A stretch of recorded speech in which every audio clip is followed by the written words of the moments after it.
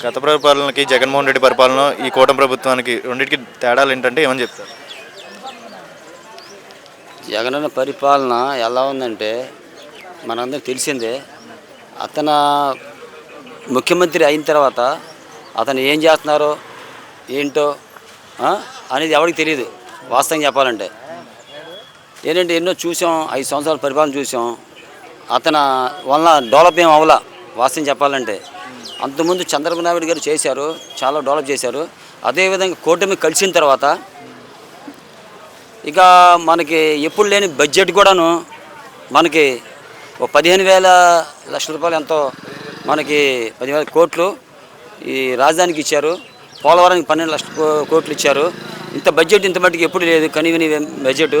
ఇదేంటంటే దీన్ని సాధ్యం అవ్వాలంటే పోలవరం ఈ రాజధాని అవ్వాలంటే ఇక నారా చంద్రబాబు నాయుడు అతని వల్ల అయింది. ఇక జనాలు కూడాను చాలా చూసి ఫుల్ మెజార్టీగాను గెలిపించారు. అతను వ్యక్తి చంద్రబాబు నాయుడు గారు బాగా కష్టపడే మనిషి. అతని వలన పని అయింది. అతను ఏంటంటే ఏం చేయాలా, డెవలప్ చేయాలా అని చెప్పి చూస్తుంటారు. అలాగేంటంటే ఇతను జనాలకి ఇచ్చారు, డబ్బులు ఇచ్చారు కానీ దానివల్ల ఫలితం లేదు. ఈ వెళ్ళేదప్పుడు వచ్చేప్పుడు చూడండి రోడ్లు ఎలా ఉన్నాయో. మన డెవలప్ ఏమైంది మనకి ఈ 5 సంవత్సరాలు చాలా వరకు అప్పు అయిపోయింది. అప్పు అంటే సాధ్యం అనేది మన డెవలప్ ఏం అవ్వాలా. మనకి ఇన్కమ్ ఏం లేదు, మనకి ఫ్యాక్టరీలు ఏం రాలేదు. ఇది అవ్వాలంటే చంద్రబాబు నాయుడు గారి వల్ల అయింది సాధ్యం. అందుకని ఏంటంటే అందరు కూటమి కలిసిన తర్వాత 3 పార్టీ కలిసిన తర్వాత మెజార్టీ గెలిపించారు. ఈ 5 సంవత్సరాలు రాజధాని పోలవరం వీలంతవరకు చేస్తారు. ఎందుకంటే కష్టపడే మనిషికి అందరం కలిసి సపోర్ట్ చేస్తాం, అందరికీ పని చేస్తాం. అతనితో పాటు మేము పని చేసేవాళ్ళమే. రామారావు గారు పార్టీ పెట్టిన కాడి నుంచి, తెలుగుదేశం పెట్టిన కాడి నుంచి ఆ రోజు ఇప్పుడు దాకా మేము తెలుగుదేశం పార్టీ ఇక ఏది కూడా ఓటేయం, దానికి పని కూడా చేయం. అంతకుముందు జగన్మోహన్ రావు గారు పార్టీలో ఉన్నా సరే అంతా అది డెవలప్ కానీ ఏం లేదు.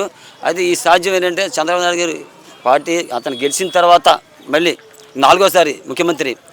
ఇంతకుముందు ఎలా ఉండేది, అప్పుడు ఎలా ఉంది, కాంగ్రెస్ పరిపాలన ఎలా ఉండేది అప్పుడు ఆ రోజుల్లో రామారావు గారు పార్టీ పెడితే ఎన్ని సీట్లు వచ్చినాయి? 290 వచ్చినాయి దగ్గరగా. అలాగే అప్పుడు 2 కలిసి ఉన్నాయి, 298 సీట్లు ఉన్నాయి ఆ రోజుల్లో. ఆ తర్వాత చీలికి అయిపోయిన తర్వాత చాలా డెవలప్మెంట్ జరిగిద్దని నమ్మకం ఉందా? నమ్మకం బ్రహ్మాండం గ్యారెంటీగా ఉంది. 99% పని చేస్తారు చంద్రబాబు నాయుడు గారు. అతనితో మేము అందరం కలిసి సపోర్ట్ చేస్తాం, మేమందరం ఈ పార్టీ పని చేస్తాం. ముందు డిప్యూటీ సీఎం పవన్ కళ్యాణ్ గేట్ కూడా దారుణం అన్నారు కదా వైసీపీ వాళ్ళు. ఇప్పుడు దాని మీద మీ అభిప్రాయం ఏంటి? అభిప్రాయం ఉందండి, ఇంక చూడవసరం లేదు. ఎందుకంటే మేము బంప మేడితే జనాలు గెలిపించారు.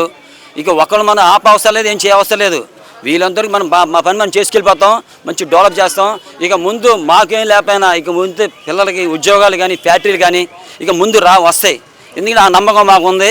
ఈ కూటమి పార్టీ 3 కలిసినాయి కాబట్టి ఇక ముందుకు వెళ్తున్నాం పని చేసుకొని. ఇక అందరూ సాయపడతాం. ఇంక రోడ్లు మాత్రం చూడండి ఇంకొన్ని రోజుల తర్వాత ఎలా ఉంటాయి అనేది మనం చూసి ఇంత డెవలప్ అయిద్దా ఇలా గెలిపిస్తే అని చాలా కార్యక్రమాలు ఉన్నాయి, చాలా చేయాల్సినవి ఉన్నాయి. ఇంకా ముందు ఇక చాలా గెలిచిన తర్వాత కూడా ఇంకా పనులు అవుతాయి.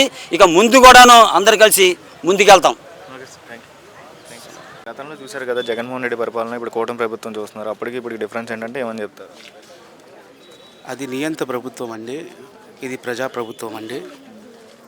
ఆ ప్రభుత్వంలో అద్దాల మేడలో జగన్మోహన్ రెడ్డి గారు ఉండేవాళ్ళు.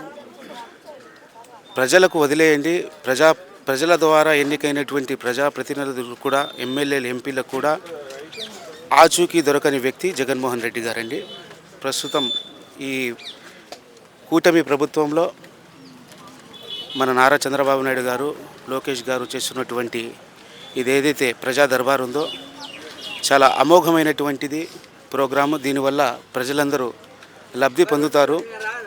రాబోయే దినాల్లో కూడా ఈ ప్రజల సమస్యలు ఏదైతే ఉన్నాయో, ముఖ్యంగా భూ స్కాములు కానివ్వండి, ఏదైతే వైసీపీ గవర్నమెంట్లో జరిగినటువంటి అవకతవకలు కానివ్వండి, వైసీపీ ప్రభుత్వంలో ఉండేటువంటి ప్రభుత్వ అధికారులు, దాని తర్వాత కార్యకర్తలు సామాన్య ప్రజల మీద మరియు వృత్తి ధర్మాన్ని నిర్వర్తించే ఉద్యోగుల మీద చేసినటువంటి అఘాయిత్యాలు అన్నీ కూడా కూటమి ప్రభుత్వము, శ్రీ నారా చంద్రబాబు నాయుడు గారు, లోకేష్ గారు ప్రజల యొక్క సమస్యలు తెలుసుకొని పరిష్కరిస్తారని ఆశిస్తున్నాను. మరి ఇప్పుడు చూస్తున్నట్లయితే చంద్రబాబు నాయుడు ఏమంటున్నాడంటే 9.5 లక్షల కోట్లు అనేది జగన్మోహన్ రెడ్డి అప్పుల పాలు చేశారంటున్నారు. జగన్మోహన్ రెడ్డి ప్రెస్ మీట్ పెట్టి 7.5 లక్షల కోట్లు నేను చేశాను అంటున్నాడు. ఏంటి సంగతి? దీని మీద మీ అభిప్రాయం? అంటే ఈ అప్పులు అనేది రాష్ట్రానికి డబ్బులు అనేది ఒక సర్కిల్ లాగా తిరుగుతూ ఉండాలండి. గత ప్రభుత్వంలో ఏం జరిగిందంటే మన ఆంధ్రప్రదేశ్లో ఉండే డబ్బులంతా ఈ మార్వాడీల ద్వారా డబ్బులు మొత్తము బయట రాష్ట్రాలకు పోయి మార్వాడీల ద్వారా నుంచి రాజస్థాన్ వాళ్ళ నుంచి గుజరాత్కు పోయి గుజరాత్ నుంచి వేరే దేశాలకు మన డబ్బులు అనేది వెళ్ళిపోయినాయి. డబ్బులు ఎక్కడైతే ఉంటాయో అక్కడ పెట్టుబడులు ఉంటాయి. పెట్టుబడులు ఎప్పుడైతే ఉంటాయో అక్కడ డెవలప్మెంట్ జరుగుతుంది. డెవలప్మెంట్ ఎప్పుడైతే జరుగుతుందో ప్రజలకు ఏదైతే ఉపాధి కలుగుతుంది. అలాగా గత ప్రభుత్వంలో డబ్బులన్నీ బ్లాక్ అయిపోయినాయి. అమరావతి కూడా సర్వనాశనం అయిపోయింది. ఈ గవర్నమెంట్లో ఖచ్చితంగా మనకు అప్పులనేది ఈయన అనుభవజ్ఞుడు కాబట్టి, రాజతంత్రుడు కాబట్టి ఈయన యొక్క అనుభవం యూజ్ చేసుకొని ఈ గత ప్రభుత్వంలో చేసినటువంటి డబ్బులు మొత్తం ఏదైతే అప్పులు ఉన్నాయో అది ప్రజలకు సంక్షేమానికి వెళ్ళలేదు, వీళ్ళ వ్యక్తిగత ఖాతాలో వెళ్ళాయి. ఇప్పుడు ఈ ప్రస్తుత ప్రభుత్వం ఏంటంటే ఇన్కమ్ జనరేట్ చేయాలి, ఇన్కమ్ జనరేట్ చేసి ఏదైతే అప్పులు ఉన్నాయో దానికి తీర్చాలని అని చెప్పేసి నేను మనవి చేసుకుంటున్నాను. అమరావతి డెవలప్మెంట్ జరిగిద్దని నమ్మకం ఉందా? ఖచ్చితంగా ఉందండి. వాడేవాడు మునగాడైతే గడ్డి పొరకను కూడా వజ్రాయుధంలాగా వాడతాడు.